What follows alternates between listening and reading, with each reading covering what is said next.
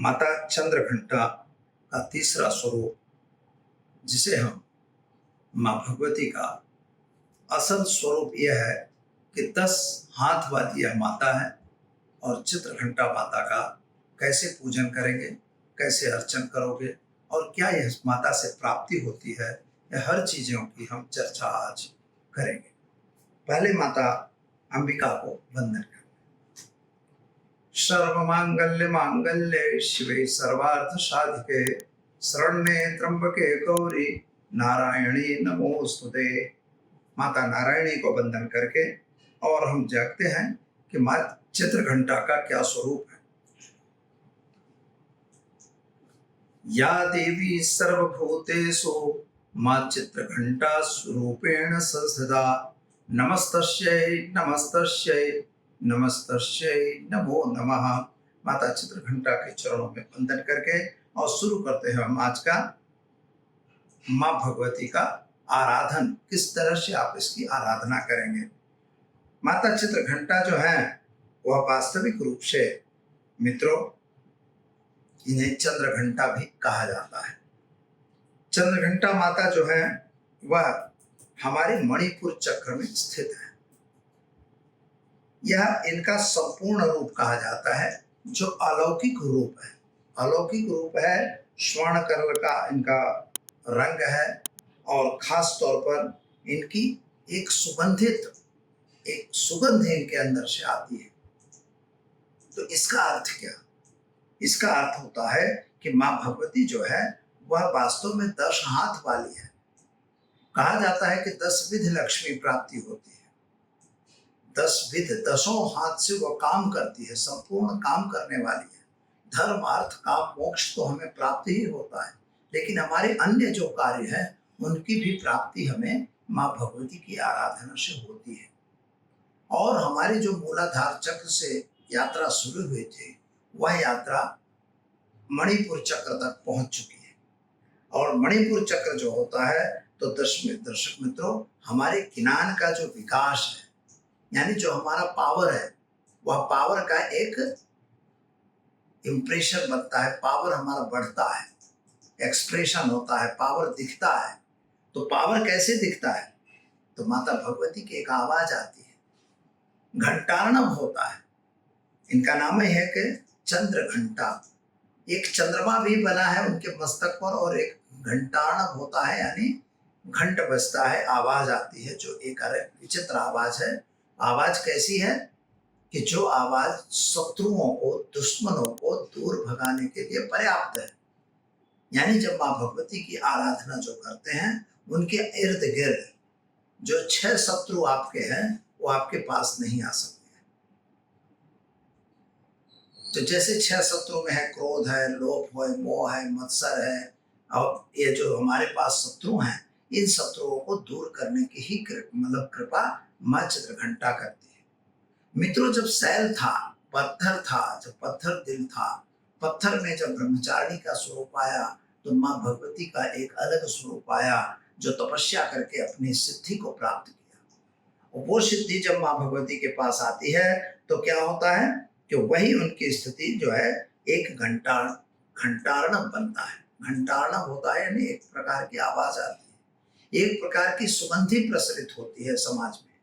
और रंग कैसा है? तो स्वर्ण कलर उनका है। उनके 10 हाथ बताए गए हैं और खड़ग, त्रिशूल, पास और तलवार, ये सभी उनके आयुध हैं। और वास्तविक रूप से जो विकास की एक पर्यायवाची है। हमें विकास करना है तो क्या करना है? काम करना है, सब जगह अपने कार्य को रत रहना है, 10 दिशाओं में हमें विजय प्राप्त करनी है। इसलिए माता के 10 हाथ बताए गए। तो जब आपको 10 दिशाओं का वर्णन आता है तो यह माता का मेहनत करने का स्वरूप है। मतलब 10 दिशाओं में विजय कब मिलेगी? जब हम मेहनत करेंगे। मेहनत नहीं करोगे तो कोई विजय नहीं मिलने वाली। तो वही माँ भगवती आपको आदेश करती है कि मित्रों आप आराधना करिए और आपकी 10 दिशाओं में दिग्विजय की प्राप्ति आपको जरूर होगी।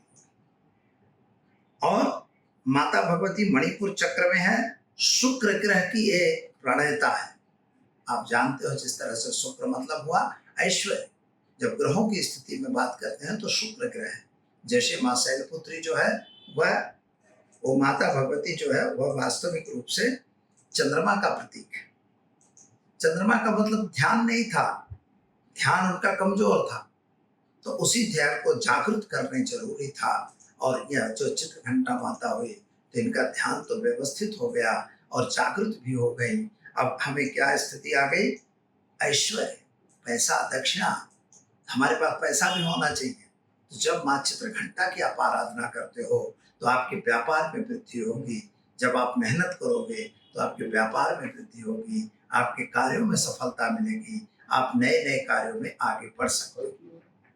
इसे ही मणिपुर चक्र भी कहा गया है, क्योंकि योगी लोग माता को मणिपुर चक्र के अंदर देखते हैं। तो जो मणिपुर चक्र है वो हमारे यहाँ पर है, नाभि के अंदर है।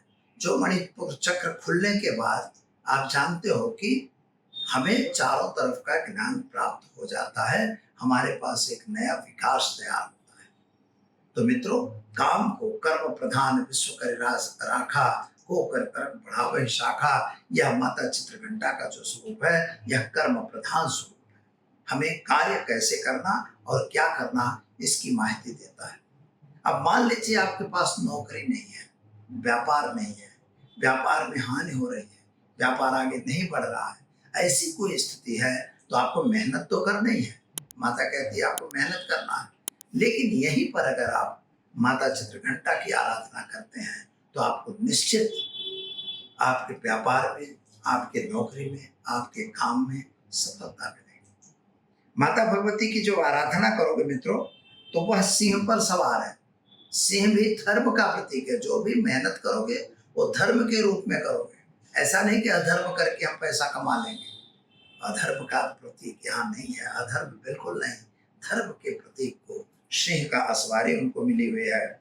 और इसीलिए माँ भगवती को क्या किया जाता है कि माता भगवती को वास्तविक रूप से उनको अलग अलग चीजों का भोग लगाया जाता है, जिसमें शक्कर का भोग, साकर यानी मिश्री का भोग दीजिए, घी की मीठी मिठाइयों का भोग लगाइए, उनको फल लगाइए, दाड़मी कुसुमादपीय फल भी है, माँ भगवती को आप दीजिए और माता को आराधना कीजिए।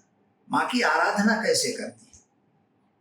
तो मित्रों, आपने स्थापना तो कर ली है, घट स्थापन किया है, माता चित्रघंटा का स्वरूप रखिए और चित्रघंटा के स्वरूप के सामने आप एक बाजोट के ऊपर पीले कलर का कपड़ा बिछाइए और चने की दाल से 9 ठगली बना के 9 मुट्ठी वहां पर रखिए और उस पर एक एक पान और एक एक सुपारी रख दीजिए।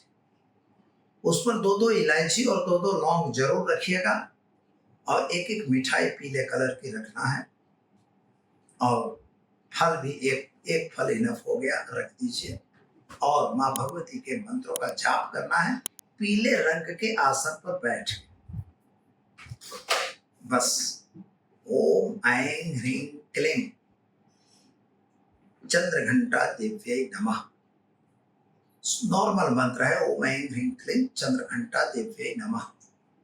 बस इस मंत्र की आपको माला करनी है। 9 माला करिए, 11 माला करिए, 21 माला करिए, आपके पास जितना समय है उतना करिए। ये सभी मालाएं आपको करते रहना है और व्यापार में देखना है कि कैसी बरकत होती है। रात की पूजा कीजिए, पूजा करने के बाद उनकी आरती उतारिए। आरती के बाद मित्रों उसकी क्षमा याचना जरूरी होती है और क्षमा याचना के बाद आप धूप दीप नैवेद्य जो कहा गया है तो आप माँ भगवती को दूध से बनी हुई मिठाई का भी नैवेद्य धराया जाता है, वह नैवेद्य उनको बताइए। और नाभ्याशीतम तरिक्षत्वम श्रेष्ठत्वमर्थ पद्भ्याम हमेशा सोचता था लोकान कल्पयन्ना, माता भगवती को प्रार्थना करिए। पीले पुष्पों से पूजन करना है, याद रखिएगा, पीले पुष्पों से माँ भगवती का पूजन आज करना होगा। और ऐसा अगर आप करते हैं तो आपको निश्चित आपके व्यापार स्थान में सफलता मिलेगी। यह 9 दिन करने के बाद घी, गूगल, जौ और तेल मिलाकर आपको माँ भगवती की आहुति भी देनी जरूरी है। ऐसा करने से माता प्रसन्न होती है और आपकी हर मनोकामनाएं पूर्ण करती है। मित्रों, एक बात याद रखिएगा, श्री सूक्त के मंत्रों से माता का पूजन किया जाता है। ओम हिरण्यवर्णाम हरणिं सुवर्ण रजत स्रजाम चंद्राम हिरण्मयीं दक्षिण जात वेदुम मावह। इस तरह से 16 मंत्र हैं, उन्हीं मंत्रों से उनका पूजन किया जाता है। और इन्हीं मंत्रों की भी अगर घित से रोज आहुति आप देते हैं, तब भी आपके घर में अखुट लक्ष्मी प्राप्त रहेगी। ऐसे माता का आशीर्वाद आप पर जरूर बना रहेगा। तो दर्शक मित्रों, आपके भी कोई सवाल है, कोई समस्या है, तो आप जरूर हमको पूछ सकते हैं। हम आपको उसका उत्तर देने का प्रयत्न जरूर करेंगे। तो दीजिए मुझे इजाजत। मिलेंगे कल नए विषय के साथ। आप सभी का माँ चित्रघंटा अथवा माँ चंद्रघंटा कल्याण करें, यही हमारी प्रार्थना। जय माता जी।